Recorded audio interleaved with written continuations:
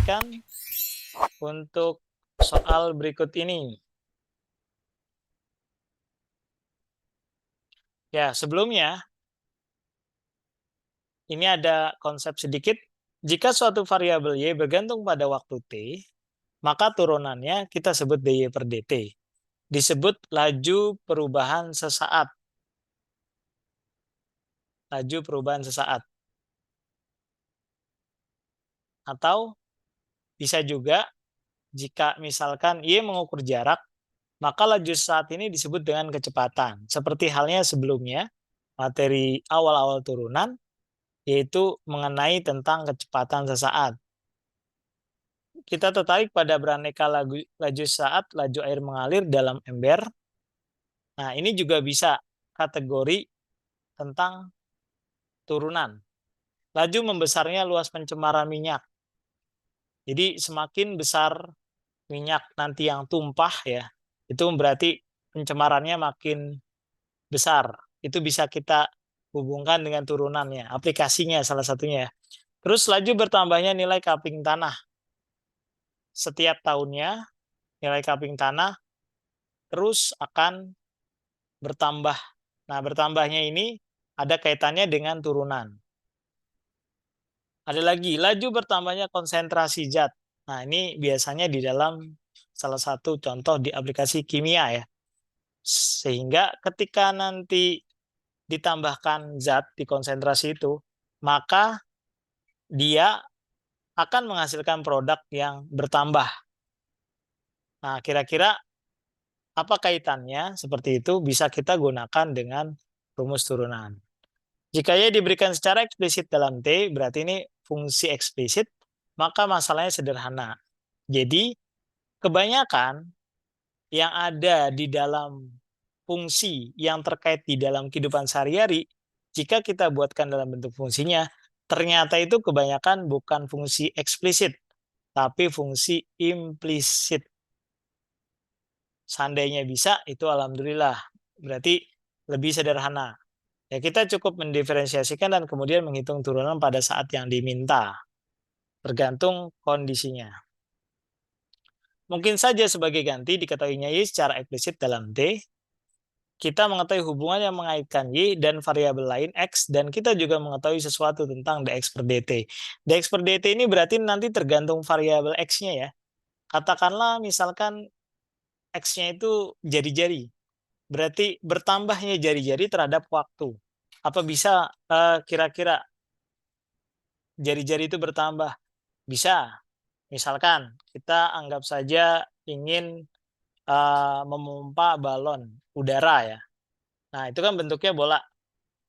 Lama-lama besar, yang tadinya kempis kecil segini terus lama-lama besar besar besar besar besar besar. Nah, besar-besar ini itu adalah ada kaitannya sama jari-jari. Jari-jarinya yang tadinya kecil jadi lama-lama makin besar. Atau sebaliknya, pada saat mengeluarkan gas yang ada di balon tersebut bisa juga akan berkurang. Kita masih tetap mampu mencari dy per dt karena dy per dt dan dx per dt adalah laju-laju yang berkaitan dengan variabel tadi. Nah, biasanya ini akan memerlukan diferensiasi implisit. Ini salah satu kegunaan saat mengerjakan soal aplikasi dalam kehidupan sehari-hari. Oke, contoh kita lihat di sini. Sebuah balon kecil dilepas pada jarak 150 dari seorang pengamat yang berdiri di atas tanah. Jika balon naik secara lurus ke atas dengan laju 8 feet per detik, seberapa cepat jarak antara pengamat dan balon bertambah pada waktu balon saat ketinggian 50 feet.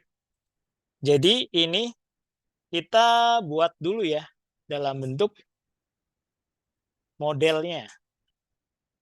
Kita biar tahu dulu bagaimana sih, oh ini. Misalkan katanya di sini ada seorang pengamat ya. Kita asumsikan pengamatnya di sini misalnya. Ini pengamat ya, anggap saja. Yang berdiri di tanah. Jika balon naik secara lurus, jadi katanya balon kecilnya dilepas pada jarak 150 dari seorang pengamat yang berdiri di tanah. Nah, berarti ini, misalnya jaraknya dari sini ke sini kita sebut dengan 150. Ini awalnya. Ini balonnya gini lah ya, balon. Nah, ini naik ke atas lagi gitu ya. Lama-kelamaan ini kan naik ke atasnya tergantung waktunya ya. Waktunya semakin besar, maka nanti jaraknya itu pasti makin jauh. Nah, yang ditanyakan, seberapa cepat jarak antara pengamat, pengamat itu ini balonnya ya,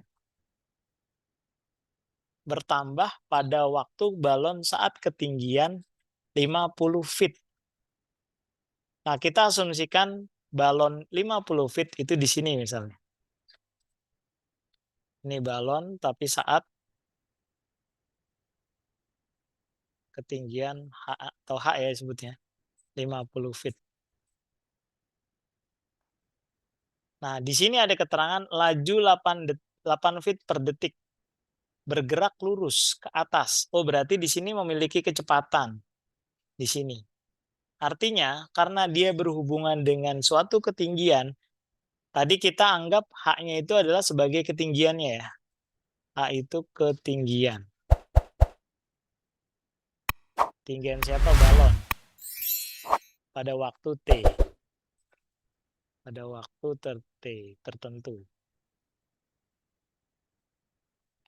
Nah, oleh karena itu, ini yang ditanyakan adalah jarak antara pengamat dan balon. Ini pengamatnya, ini balonnya. Kita tinggal tarik garisnya sebagai berikut. Ini misalnya. Nah, sehingga kalau kita lihat ini akan menjadi apa? Segitiga siku-siku ya. Nah, ini kita asumsikan anggap saja S yang bagian sebelah sini. S. Jadi S itu definisinya adalah jarak antara pengamat dengan balon pada waktu tertentu.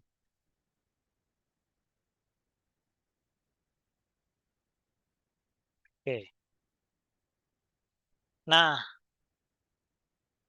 di sini tadi dikasih tahu nggak jarak antara pengamat sama balon awalnya berapa? 150 Pak. Ya, 20. kita tulis di sini. Wow. Oke. Ini ya.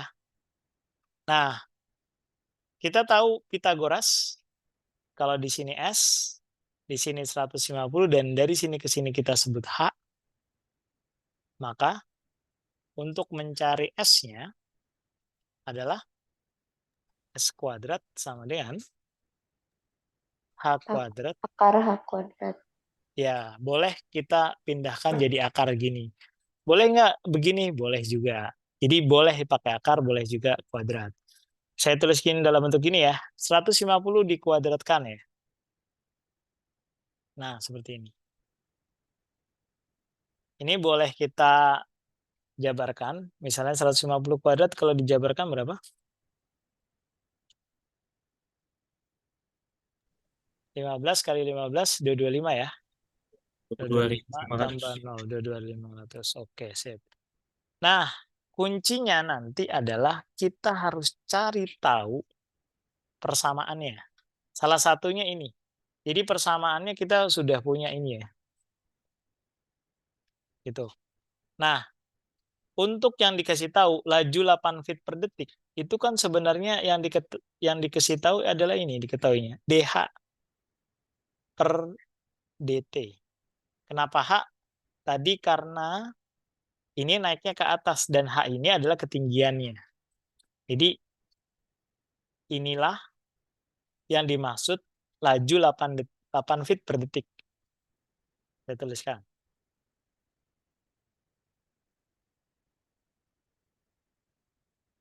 Oke.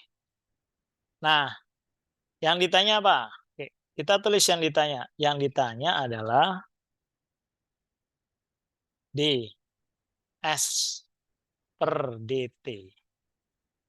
Karena yang ditanya seberapa cepat. Berarti lajunya antara pengamat sama balon itu lama-kelamaan akan lebih jauh lagi. Nah, ini yang dimaksud DS per DT. Tapi pada saat ketinggiannya 50 feet, Oh, berarti saat H-nya nanti 50. Dah. Kalau kita sudah buat seperti ini, kita lihat di sini. S kuadrat sama dengan H kuadrat tambah 22.500. Kalau kita mau bikin fungsi eksplisit, boleh-boleh aja. Kalau kita bisa. Tapi karena kita sudah tahu fungsi implisit, ya berarti tinggal kita buat turunan dari ini. Fungsi implisitnya. S kuadrat itu turunannya apa? 2S Kali dikali S aksen. S aksen. X aksen dalam hal ini untuk memastikan jangan salah nanti pernya kita tulis lengkap. DS terhadap waktu DT. Jadi kalau ada keterangan laju itu udah pasti nanti terhadap DT, terhadap waktu. Oke. Nah, berikutnya H kuadrat. Kita turunin juga terhadap waktu. Berarti 2H dikali DH per DT. Karena ini juga sama terhadap waktu. Beda kalau yang tadi X misalnya terhadap X, DX per DX jadi 1. Kalau ini seandainya DH per DH ya jadi 1. Nah, berhubung di sini kita terhadap waktu, jadi harus nulis gini. 22.500 kita turunin adalah 0 ya. 0. 0 nggak perlu kita tulis ya. Oke. Nah, karena yang ditanya adalah DS per DT, maka 2S-nya kita pindah dong ke sini. Ya nggak? 2-nya saya coret aja deh biar gampang. Jadi DS per DT sama dengan H per S-nya pindah ke sini jadi H per S dikali DH per DT. Nah, seperti ini. Jadi, tinggal kita lihat H-nya ini 50. Tapi S-nya ada nggak? Nah, ini dia. Karena S-nya nggak ada, kita cari dulu S-nya. Terus, gimana cara mencari S-nya?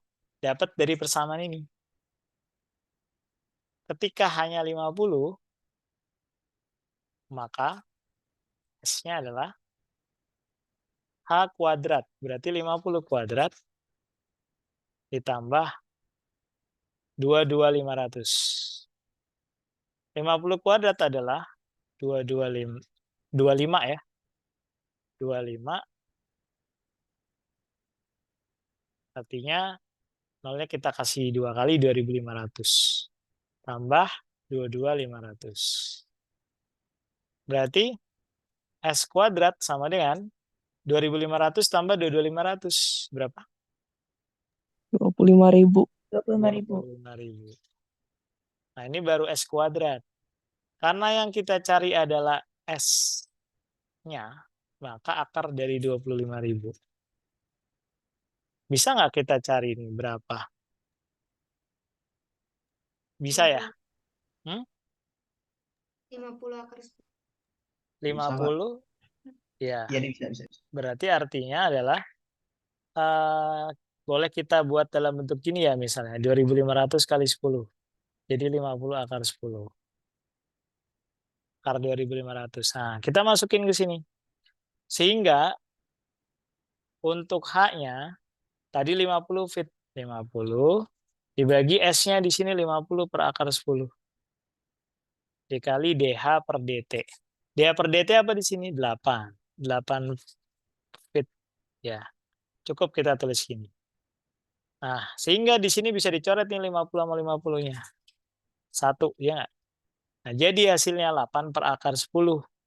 Mau disederhanakan dalam bentuk yang akarnya nggak boleh di bawah, juga boleh. Dalam bentuk ini juga boleh. Mau kita rasionalkan saja? Kalau dirasionalkan berarti dikali berapa? Akar 10 per akar 10 per akar 10. Oke, berapa hasilnya? 8 per 10. 8 akar 10 per 10. disederhanakan lagi dibagi 2 berarti 4 per 5 akar 10. Oke. Nah, tinggal satuan ya. Satuannya apa? Jangan lupa. Fit per, nah lihat di sini S-nya. Tadi kan fit semua ya. Nah, DT ini berarti waktu. Nah, waktunya tinggal lihat sini. Ini kan detik. Kadang-kadang nanti menit ataupun per jam gitu ya. Tapi seringnya detik ya. Oke. Seperti itu hasilnya. Kira-kira sampai sini ada pertanyaan? Pak, kalau kan katanya nanti tadi waktunya tuh ntar bisa jam, bisa menit. Itu diganti ke detik dulu, Pak. Ya, jam aja atau menit aja, Pak. Intinya harus sama. Artinya kalau ada yang menit dirubah ke detik, berarti detik semua. Kalau enggak, detik ke menit, berarti menit semua. Yang penting konsisten. Itu. Enaknya kalau ada menit, ada detik, itu lebih enak detik ya biasanya. Daripada menit. Iya, Pak, bener, Pak. Ya, oke. Ada lagi? Sip, Pak. Ya. Pak, mau tanya Pak, itu Ya. yang DH per DT sama dengan 8 itu dapat dari lajunya ya Pak? Mungkin bisa tolong diulangi. Itu DH per DT diganti sama 8 itu dapat dari lajunya ya Pak? DH per DT sama 8. Iya, betul. Dapat dari sini. Itu biasanya udah ada informasinya di soal atau kadang-kadang mungkin nggak ada Pak? Harus ada sih. Jadi kalau nanti nggak ada, nggak bakalan bisa kita cari. Oh, oke, baik Pak. Terima kasih. Ya, sama-sama.